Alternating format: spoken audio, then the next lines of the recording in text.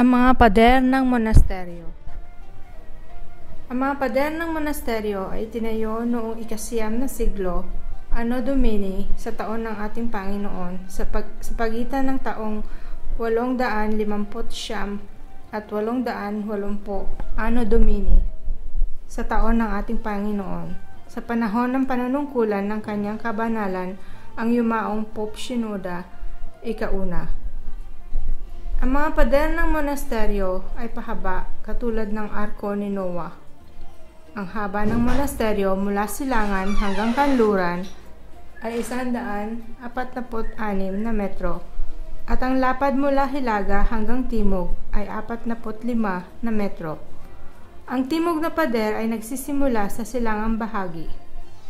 Katabi nito ay ang simbahan ni San Juan, ang maliit, kasama ang dalawang grupo ng mga selula at ang simbahan ng Birheng Santa Maria el Maghara.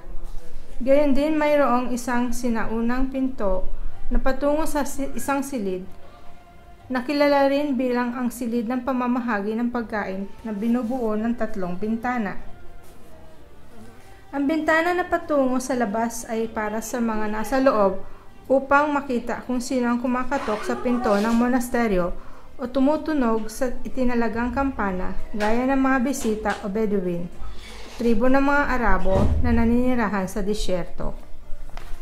Ang bintana sa antas ng lupa ay para sa mga padre o ang mga monghe upang magpadala ng isang basket ng pagkain o tubig para sa mga Bedouin o tribo ng mga Arabo na nakatira sa disyerto nang hindi kinakailangan buksan ang pinto ng monasteryo, kaya tinawag na kwarto ng pamamahagi ng pagkain.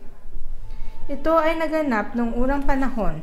Gayunpaman, sa ngayon, ang monasteryo ay may mga itinalagang oras kung kailan nakabukas o sarado ang mga pinto nito. Ang hilagang pader ay walang katabi ito maliban sa simbahan ng Birheng Maria el Sorian na may pangkat na mga katabing bintana sa itaas na bahagi. Gayunpaman, ang mga bintana na iyon ay selyado na nakasara noong ika-13 siglo, Anno Domini, sa taon ng ating Panginoon. Ang kanlurang pader ay nakadikit sa lugar ng libingan ng monasteryo. Ang silangang pader ay may mga nakakabit na hagdanan na humahantong sa pintuan na nagbibigay daan para sa mga selda ng mga ama o pare, mga monghe at sa kasalukuyang lupaing agrikultural. Sa gitna ng dingding, mayroon isang malaking seksyon na pinalamutian ng makukulay na pininta na imahe ni Kristo, ang makapangyarihan sa lahat, habang siya ay nakaupo sa trono. Nakapalibot sa kanya ay ang 4 na nilalang na buhay. Ang mga padre, ang mga monghe, ay nagdarasal ng mga salmo ng Vesper araw-araw. Sa harap ng pader na ito, bilang karagdagan, ang simbahan ni San Juan Ama Kama ay matatagpuan sa timog na bahagi.